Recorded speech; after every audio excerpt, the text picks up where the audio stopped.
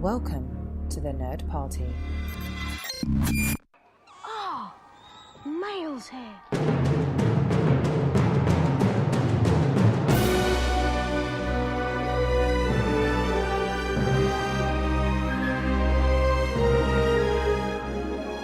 That's right, Owl Post for the week is freshly delivered, and I am just one of the hosts here, Matthew Rushing, and with me, as she is always, just the lovable mama who has been bragging about her baby right before we started recording, Andrea Coffman.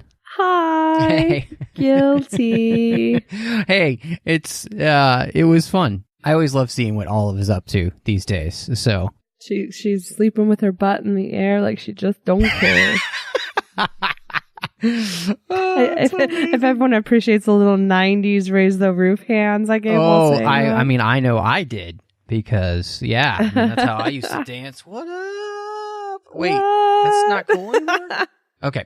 Reminds me of that Geico commercial where the guy's like, come on in, guys, the water's fine, you know? Oh, anyway. Well, welcome to Owl Post. We're really excited to be here as we dive into Chapter 10, Luna Lovegood, as we finally meet a very beloved character in the series. And before we do that, just want to, of course, remind you could find the show wherever you get your podcasts. Owl Post is, I think, pretty much everywhere podcasts are. But help us out. Give us star ratings and reviews over there on Apple Podcasts. Help us grow.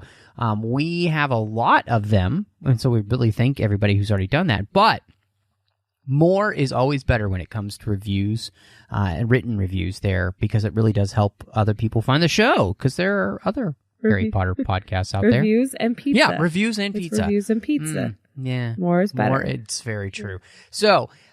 while you're eating some pizza, give us a star rating and review over there on iTunes. And, make sure you're subscribed, too, because as soon as the show drops, you'll get it. As well as finding us over on Twitter at Join Nerd Party. We're on Facebook at facebook.com/The Nerd Party. You can find us at thenerdparty.com, where you can see all of the shows that we're doing. I mean, we have pretty much every corner of fandom really covered these days, so make sure you're checking that out. And maybe you would like to leave us an email. We have an easy setup for that. Go over to thenerdparty.com/contact, choose a show, choose Owl Post, and that comes to Drea and I. We'll either be able to respond to you, or, we've even read them out on the show, so you just never know. But here we are at Chapter 10, and I thought this was really interesting. Harry had a pretty traumatic night the night before, as, the Boggart was tormenting Mrs. Weasley. He saw a bunch of people he loves dead, as she did as well. Even though he knew it wasn't true, he still saw it. And, of course, this seems to have a pretty big impact with Harry sleeping that night. He's having really bad dreams. He's seeing friends that he knows, dead. He's seeing Ron and Hermione wearing crowns. And he keeps walking down a corridor and ending up at a locked door. And unfortunately, as he's rudely awakened, his scar is still kind of hurting him. And he wakes up to a very chaotic house.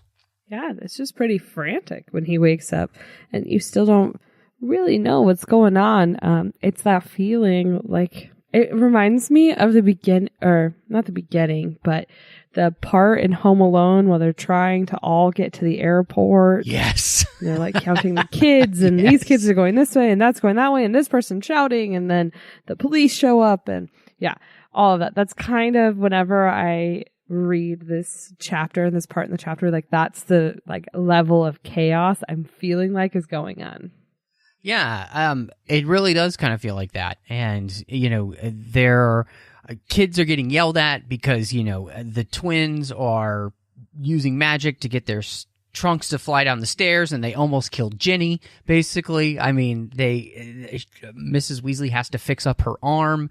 The guard, there is a guard there to bring them to King's Cross Station, and Mad-Eye Moody is not happy because somebody hasn't shown up yet. And so it is utter chaos. And I think you pulling out the fantastic 90s movie, we're just full of 90s references tonight, but Home Alone is perfect because that really is what this feels like. Everybody is just kind of somewhat insane a little bit. And not only that, but then you have portraits yelling, and you've got, Creature walking around talking about the filthy mudbloods, and it's pandemonium.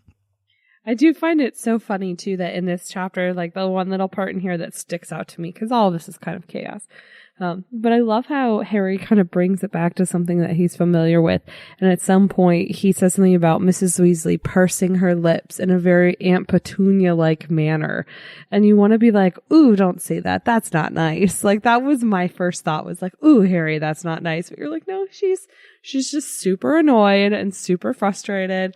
She's doing the best she can. Like, I feel like any parent can kind of relate to this. Even probably any person can kind of relate to this. It's like herding cats.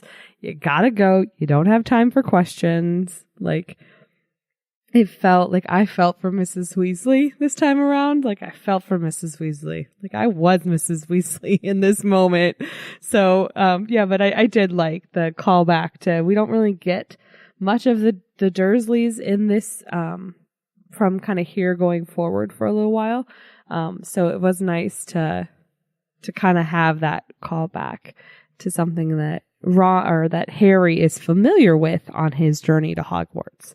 So kind of a little homage there. And again, I just was like, oh, don't say that, man. Come on. Well, it's funny to think that, there are those things that all moms, kind of do, and so that recognition there is somewhat funny to see that, we're not all that different, luckily Mrs. Weasley is pretty much the opposite of Aunt Petunia in every other way. But yeah, when we all get angry, we have a lot of similarities. We're all very Aunt Petunia-like when we get frustrated. Well, and on top of all of this mess, as I mentioned earlier, Sturgis Podmore hasn't shown up, which is the last person who's supposed to be there to, help be the guard to get them to King's Cross. They don't have the cars from the Ministry this year because, Fudge won't give Mr. Weasley anything these days except dirty looks. And you've got Sirius, who is disobeying orders by, turning himself into a dog and bringing himself along. And so it is a miracle, that they actually get to King's Cross Station. And, just one of the small moments I really liked when they got there and, some of the guard is saying goodbye. I really enjoyed when Tonks was hugging Ginny and Hermione. And you got this sense that, there has been a bond here between this younger generation and this older generation. And I think that's something that's really interesting. And I think this book, in many ways, she's opening up the character playlist in the sense that she's beginning to add more characters that are going to be more important as we move forward. And that really starts to happen, especially in this chapter as we get on the train and, Harry as Ron and Hermione aren't around, and Harry's group of friends starts to kind of open up just a little bit too. So, I love kind of seeing the way that she's working this together to kind of bring some more people into our, circle of trust. Into our circle of trust. Yes, I like it. She's starting to expand the universe slowly, not so much that it's being shoved down our throats or forced upon us. So that's nice. But yeah, it is nice to have a little, we're expanding a little bit, right? It gets to be static if you use the exact same people the whole time. And it's nice that she's done a good job setting herself up to be able to do that by putting us at a school, right? And not introducing us to every single person in the school right away. So she affords herself that opportunity to introduce new characters that have a lot of the same subject knowledge that the reader has at a later time. So we can assume that Lena knows majority of what's happened at Hogwarts already because she's been attending the same year as Ginny. So, I mean, it's nice that we get that. Well, and one of the things, too, I noticed in this chapter is that Ron is kind of a real standout, and he has some moments, I think, of understanding that I really liked. And one of the small moments, again, is before the train leaves. They get on the train, and Hermione's like, oh, Sirius should not have come with us. And he's like, lighten up. The dude hasn't seen sunlight for months. There are a couple moments in this chapter where Ron, I think, really shines in the sense that it shows that Ron is not just the goofy character. There's some real understanding that goes on under that mop of red hair. And I really appreciate these little tiny moments that she shows how these kids are kind of growing up, and they're each different, and they have a different perspective. And especially even between the Trinity, that's going to be something that's really important going forward. And Ron kind of, I think, in this moment where he's been made a prefect, there's a part of him that's coming out a little bit more that wasn't there before. And I really liked seeing that. So I do find it interesting because I feel like I agree that he kind of comes out more in this chapter, but I feel like he comes out more human than he has, because he's always kind of come off wizard, right? Which isn't bad, but he's always been sort of representative of the wizarding perspective on everything. And in this chapter, I think both in positive and in ways that maybe we choose not to look at ourselves, he represents the maybe more human element of ourselves. So you mentioned that he's kind of more in tune with the fact that Sirius has been locked away, right? Later on, we also have him sort of eluding or threatening to sort of misuse his prefect privileges to punish Malfoy and Crabbe and Goyle, right? And Hermione says something to the effect of like, well, you don't want to stoop to their level. He's like, no, I just want to get them first. Like this, like kind of vindictive side of every person where they're like, I'm going to fight my bullies back. Like that's a very human thing we can all relate to. And maybe it's not taking the high ground or being the bigger person, but ultimately, like, it's something everyone can relate to, and it's a very human feeling. And Ron's just expressing all of these very human parts of himself and of kind of everyone in this chapter. Well, and on top of that, there's that sense in that moment as well later on where that humanity is coming out because he's being protective of his tribe, right? He's being protective of the people he loves, and he doesn't want to see, and he even, he gets on Malfoy because Malfoy is making fun of the people that are in that compartment with him, even Luna. And so it's like, Ron, you really see it kind of come out here. Ron does not like people being picked on by bullies. Ron does not like bullies. And it makes sense because Ron has been kind of bullied his whole life. And this is the first time in Ron's life where he is actually in a position of power to be able to do something about it.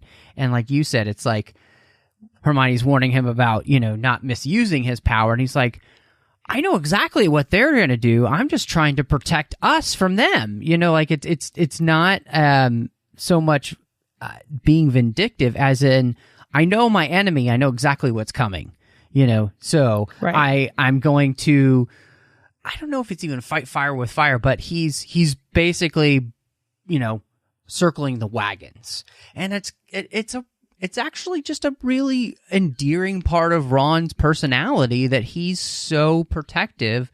And I think you can see where he gets that. His parents are both like that, especially Molly. Oh, yeah, especially his mom, yeah. I feel like he represents a little bit of a kinder version of the character in every, I don't know, like gang movie or TV show, right? Like when there's a gang of people, a gaggle, a crew, a group, whatever you want to call them, that there's always someone who has to be willing to do the thing that's not moral or not just, but needs to happen and is the person who'll take the bullet and do like the dirty work in order for everyone else to keep their conscience clean. I feel like he is a very mild representation of this, but he's the one who's willing to do something that maybe isn't quite so justified or quite so right in this strict sense, because he knows that for the greater good, he's protecting everyone else. Like he will sully himself in order to keep everyone else safe and clean. I feel like he kind of represents that a little bit, and that's coming out here in this chapter with him being willing to sort of abuse his newly gotten power. Because he knows Hermione won't do it. He knows Harry can't do it. You know, he's thinking about all those other things. So I feel like he's sort of becoming that character. I'm think along the lines like, Jane in Firefly, or the TV show The Expanse, Amos in The Expanse. You know, like you love the character and they have a good heart, but they have to do things that aren't always good in order to protect everyone else. So I feel like we have a very mild kind of baby version of that, but that's what I sort of was feeling Ron do, is his role within this sort of trinity. Excellent use of the word sully. Excellent use of the word sully. That's fantastic. No, I 100% agree with you. I think you've just nailed it completely. The thing that really struck me about the chapter was, one, when we'll talk about it a little bit more, but there's a lot of funny things that happen in this chapter. This chapter is kind of like a nice reprieve, I think, because there's just a lot of lightheartedness to it. But one of the things that I really, really appreciate about this, and we were talking about it earlier, but the way she's opening up the character list. And I think she does something really ingenious here. She intentionally removes Ron and Hermione from being able to be with Harry all the time. And therefore, Harry has to kind of lean on other people. Those people become Ginny and Neville. And then we meet Luna here, which I think is so great because it's such a perfect and natural way to allow Harry to begin to have some other friendships. And these friendships that we make right here in this chapter are going to be so pivotal to the entire rest of the series. Neville and Ginny and Luna are going to be almost as inseparable from Ron, Harry, and Hermione as possible. And they're going to be very important characters to the rest of this story and how it ends up. And I love the way that she does that because she moves Ron and Hermione into different places and helps them grow their characters. But this way, we also get to bring in other characters and help them kind of grow into the series as well. And, for me, it's wonderful because Ginny is more a part of the action now. But, I even love the fact that, Neville, now he's part of the gang. He's an accepted part of this little group, And so it's such a good job. And I really responded to the way that she was putting this chapter together and allowing those characters to come forth. Well, and I do like, too, that how she does that isn't Harry going, okay, I need new friends now, or I can make friends with everybody, right? Ginny sort of had to coax that out of him, right? She had to help draw that. She immediately saw the fact that Harry didn't know what to do on the train without Ron because he's literally never traveled without Ron, which was something that maybe we didn't realize and was, to me at least, I was like, oh yeah, he hasn't. Every other time he's been with Ron. And so I was like, okay. And then so Ginny instantly realizes that and she's like, come on, Harry. And you're like, oh yeah, Ginny's here. Never mind. I'm not so lonely anymore. And so you get her kind of going and, she's the one who sort of, tells Neville oh, don't worry about it. She's fine. We're just going to go in there. She's the one taking charge. She's the one pushing forward. She's the one introducing Luna. She's sort of that binder between all of this who's just we're going to make this work. Just come on, guys. We're going to make this work. Which I always think is great because I agree. I really love Ginny. And I love to see more of her character. And I always love that I almost feel like the train is the place where some of the most important relationships are established. You have some exceptions to that, but we've met Ron and Hermione on the train. We've met Lupin on the train. We've met Luna and Neville. We've met all of these incredibly important relationships on the train. So I love that she continues to sort of use that device to create those relationships. It's almost like when she's telling you about the train, you're going to have a new like relationship established, or that's going to adjust and change in some way. But I do love that she uses that almost as like a meet and greet device. It's like her own form of Hogwarts networking. Oh, no, I like that a lot. And I love, the introduction to Luna. And it was very funny, Harry's little like thought process. Oh my God, I completely understand why Neville passed up this compartment. This girl's a little bit dotty. Like she's just oozing an aura of strangeness. Part of that has to do with the fact that she's dressed very differently, and reading a magazine upside down, which is just fantastic. I think my favorite part, though, about the introduction to her character is that every time Harry sort of, or the reader sort of, is able to justify something we've determined as like strange, she just replaces it with something else that's equally strange. Like, oh, that explains why Luna was reading the magazine upside down. Oh, her dad's the editor. Like, every time you learn something, you're like, oh, okay, oh, no, never mind. Like, she has, it's almost like I always took it as like, JK's telling you that being weird is okay, right? Like, I don't need to justify why she's actually okay with like, oh, she's reading the magazine upside down because that part of the magazine was telling you to read something upside down. Oh, that makes sense. Like, no, if she wants to read a magazine upside down, she wants to read a magazine upside down. So I always kind of got that feeling of like, don't try to justify Luna, in her actions and who she is. Like, she's just who she is. And so I feel like that's what I always read in this chapter, or in this part of introducing to Luna, is like, she is not ashamed of who she is. She's like Luna loud and proud. So I love just the innately quirky nature of her character. And I think you nailed something again there, because I love that whole idea. And it's very clear here. Luna is completely comfortable in her own skin. She just is who she is. And throughout the rest of the series, we're going to find out very interesting things about Luna. And yes, she kind of comes off very quirky here.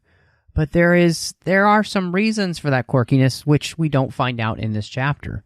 I don't even know we find out in this book the reason for some of this quirkiness. It goes on for a while. Yeah, and I mean, yeah. We may meet parts of her family later on that kind of help explain some of it, but it is really enjoyable to meet her here, and I really enjoy her character. I gotta say, poor Neville, causing some issues. He's got this Mimbletonia, I think is how you'd say it, or more power to you. I read, oh, that's in italics. That means it's Latin. I'm not even going to try. So it is this weird plant, and he's like trying to show Harry what it can do, and it just squirts like this liquid all over the place, like on everyone, and it's like smells awful. Like, she describes it as rancid manure, which is and like God. Harry's got it in his mouth, and it's just awful. And so I love that exact moment. Cho walks in and is like, is this a bad time? And Harry's like, I know. It's the most awkward thing that can happen as a teenager. And it's wonderful. I love it. I just immediately thought, like, yep, that would happen to me. And then Ginny just like, she's like, oh, never mind. And she just easily gets rid of it. And like, what I kind of like in that moment is like, I can see where Mrs. Weasley rubs off on her daughter. Like, it's just like, oh, it's fine. I hadn't thought about that, but that's true. Like, it's so great because like, there's this little part of Ginny that has picked up those things from her mother. Oh, I'll fix that. It'll be right as rain in 5 seconds, I always, so if we remember in the last book, Neville took Ginny to the Yule Ball. And they went as friends and had a good time. And, you know, in the movie especially, they really paint this to be like Neville really like had his night, right? Like he got to enjoy it and dance and have fun. And I always took this as like him and Ginny have this like special bond where he is so good-hearted and kind, but she knows how much he gets bullied that she goes out of her way to make him feel okay, right? Like she goes out of her way to be like, you know what, Neville, don't worry about it. I got it. She knows that she's got a little bit of natural talent and that, you know, she's pretty and that people don't pick on her quite as much. Like she's just got this different sort of confidence about her that she knows Neville doesn't have. And I always felt like she went out of her way to share that with Neville in any way she could, which is part of why I really love her character, is that she doesn't care about the, you know, the superficial popularity things, which is definitely something she's learned from her family. But I always thought that she sort of had a special place for Neville just to support him and take care of him and know that like he is an amazing person and super talented if only he could believe in himself. And I always thought she did this in a very subtle, like non-condescending way, but she was like very like I just always had she had a soft spot for him is how I've always like taken it and how I always read when they're together in scenes and places. And I think this is just another example of that. Like he made this huge mess and she's like, oh, I got it. Don't worry about it. Super easy. Don't stress. We're going to move past it and pretend like this never happened. You know, like she's doing her best to be supportive, which is something is a big ask for a teenager. I think, you know, as you were talking, I was thinking, you know, in many ways, I feel like Ginny kind of treats him as if she's the older sister and he's the younger brother, you know? Yes. And there is that protective nature in him. And what's interesting is you can kind of see, in some ways, the Ron in her, you know? Like, and again, you can see her mother in her. Her mother's very protective. She treats everybody really well. You know, if you're a part of her family, then you know, you're a part of her family, right? You just like, and so Ginny has picked that up from her family, that beautiful virtue of like treating people with kindness and respect. And she emulates that with Neville completely. And I love that.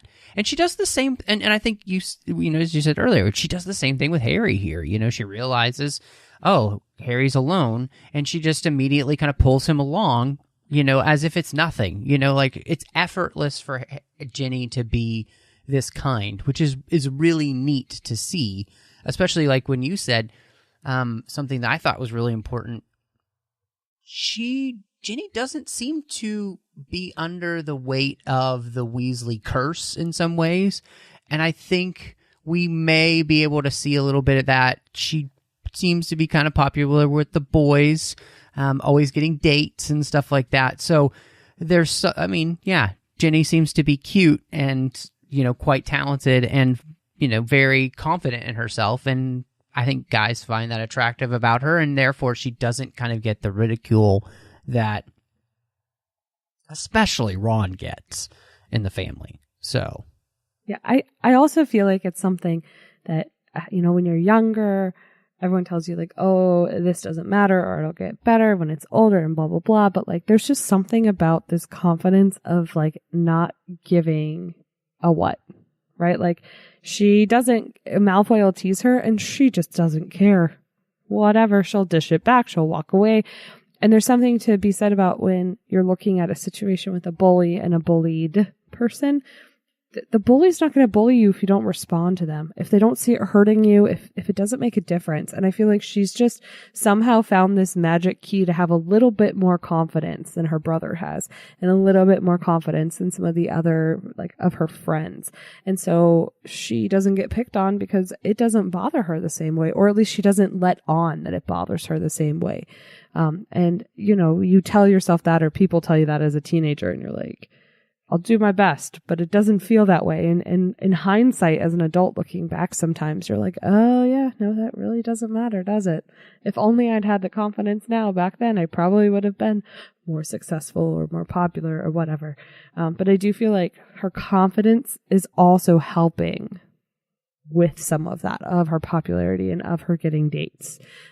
People want to be around that comfortable feeling. It makes you feel good about yourself. So, I think we're just seeing Ginny. These are just little snippets of how Ginny's really coming into her own, and becoming her own person and standing apart from the other Weasleys that have kind of come through. And, she's kind of more like Fred and George in that way. She's got the Fred and George confidence and not the Ron lack of confidence, right?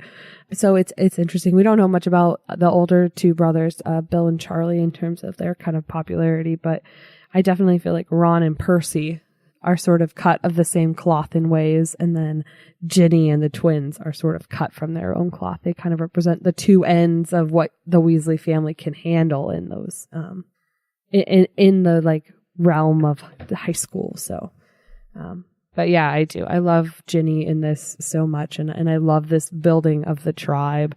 And I love that Ron comes back in, grabs a chocolate frog, and they sort of chit chat, and we do have a Malfoy confrontation later on. So I really liked what you were saying about Ginny there, and I was thinking to myself, I think the reason it's easier for her is because she is the only girl in the family, and I'm sure that's it. That definitely helps. Oh yeah, I'm sure that's definitely, and just like the twins are the only twins in the family, right? They've got something about them that makes them different. There's something about Ginny. So I have a question for you, and this was really interesting. In light of Fantastic Beasts series, we learn here that one of the Ravenclaw prefects are Anthony Goldstein and Padma Patil. So is Anthony Goldstein maybe possibly related to the Goldsteins sisters that we know? Tina and Queenie? Maybe. I'm gonna tweet JK and ask her. I doubt she'll answer me, but well, it would come after, so it would have to be Queenie, and she would have to not be married and take Jacob's name. Well, that's true. Or it'd have to be a cousin, because we know. But they have other family, right? I mean, that possibly they. Yeah, I mean, they could. It could be a cousin or a niece or a nephew or something. Yeah, it could be extended family, but I think the likelihood of them being a Queenie or Tina offspring is low. Yeah, definitely can't be Tina, because spoiler alert, she marries Newt. We already know that. And becomes Scamander. Yeah. So, yeah, anyway. I love that when we mention Padma here, that Luna just chirps up and is like, she wasn't very happy with you because you did not dance with her very much at the Yule Ball. And I mean, I wouldn't have minded, but because I don't like dancing very much, but she did. And she thought you were kind of rude. And I love that there's just this little commentary about like, Ron's like, I love that Ron doesn't know what to do with it. He's like, and Ginny's in the corner, like stuffing her fist in her mouth so she doesn't laugh. I know, it's great. It's amazing. It is amazing. What's interesting too is that in all of this, Ron says something really funny about how he's gonna make Goyle do lines like, I must not look like a baboon's backside, and everybody starts laughing, and Luna just thinks it's hysterical, so hysterical that like she drops her magazine, and Harry looks at the magazine and sees all of these interesting articles like the secret ancient runes revealed, Sirius Black, villain or victim. So he's like, that's interesting. So he starts picking it up and he starts reading the Quibbler for the first time.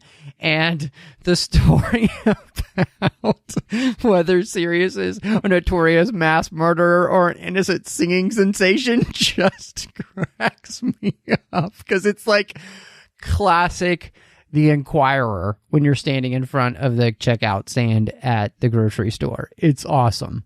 It is. I love it, and I love when we get introduced to it here, because I'm going to give just a teensy bit of a spoiler, not a huge one, but the Quibbler actually does continue to sort of play a role in the books going forward. So I love that we get introduced to it and just the wacky ridiculousness of its publication. And I love that the little old lady just reporting that, like, it couldn't have been him because he was having a romantic candlelight dinner with her at the time. Like, it was hilarious. It was so funny. I really, really enjoyed that part. And that's where it comes in that it tells you to read the section on runes upside down. And he's like, well, at least that explains while she was reading the magazine upside down. And then there's something about Fudge and him hating goblins so much that he like cooks them into pies, and that's when Harry's like, all right, I'm done. Like, I may not like Fudge, but I'm pretty sure that's not true. Yeah, that was I loved all of them. Really funny. And as you mentioned earlier, we finally have a run-in with Malfoy, who drops a strange word when he says that he's going to be dogging Harry's footsteps.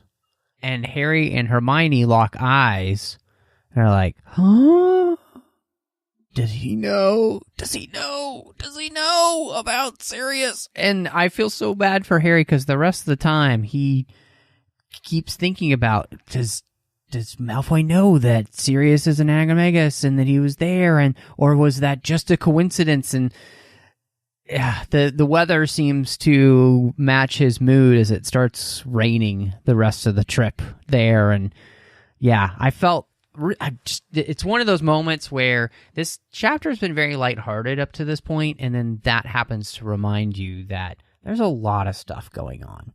It brings you back to what's happening and reminds you that there's bigger stakes here without raining too much on your parade. I mean, besides the literal rain, it gives you just a little bit of a nod that, like, remember, there's kind of an open evilness out now, right? Like, we know the Malfoys are bad people now. Like, there's no like, oh, maybe he's just misinterpreted. Like, you know that everything Malfoy says is very intentional.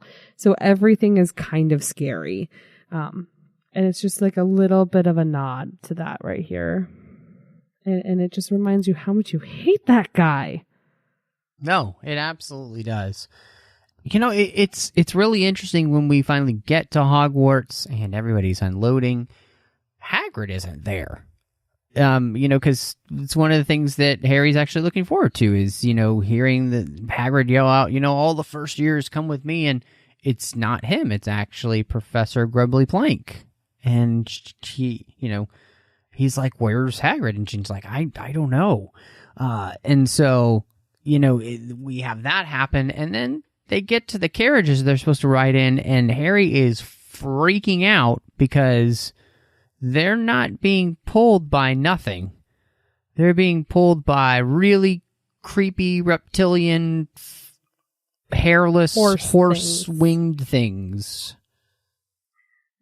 And I love that Harry is so consumed and distraught about Hagrid being missing. Like, that he loses sight of Ginny, he loses sight of something else, because he is so focused and worried about what happened to Hagrid. He couldn't have quit, right? He didn't get fired. Wait, what's happening? Like, he's so distraught. Like, he's borderline distraught that Hagrid's not there. And I love that moment. I feel for Harry, but I love how much he loves Hagrid. Like, I love that. Only strengthens how much we as readers love Hagrid. And then it makes this like shocking discovery of these creepy horse-like things like that much creepier. And oddly enough, no one else around Harry seems to like notice or realize anything that's like, they have no idea what he's talking about. He's like, well, why are there these things on the carriages? And, Ron and Hermione are like, I have no idea what you're talking about. They're the same as they always are. And the only person who tells Harry, oh, you're not crazy, I can see them too, is Luna. And for whatever reason, that doesn't make him feel any better. I love that when she's like, "Oh no, I've been able to see them since the first day. Don't worry, you're just as sane as I am." And Harry's like, "I don't know if that makes me feel any better." Yeah.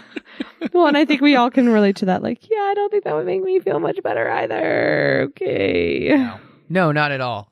It's a funny end too. Again, it kind of brings us back into a little bit more lightheartedness, and it leads us in, to our next chapter, as chapter 11 is the Sorting Hat's new song, and so we'll finally get a new song that we'll actually read this time for the first time since the first book, and I'm kind of excited about that.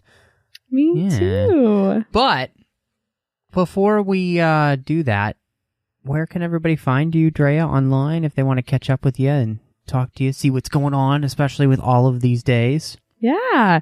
You can find me on Twitter at PCFChick or on Instagram at Drea Coffman, and it's Coffman. And I am MattRushing02 on Twitter, Instagram, Letterboxd, and Tumblr, so you can find me in all of those places under that name. I'm here on the network doing Aggressive Negotiations with John Mills, talking all about Star Wars each and every week. It is a blast, so please do check out that show. I think you're going to love it.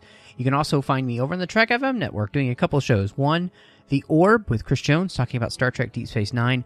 We are planning to be back very soon, so check that out.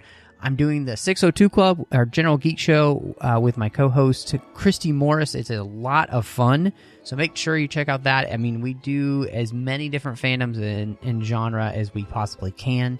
And then last but not least, coming back this year as well, is Cinema Stories with my good friend Courtney, as we talk about films through the lens of faith. But thank you so much for checking your Outpost. Mischief managed.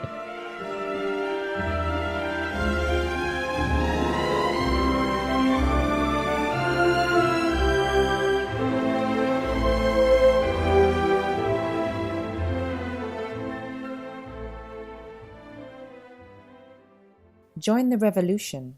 Join the Nerd Party.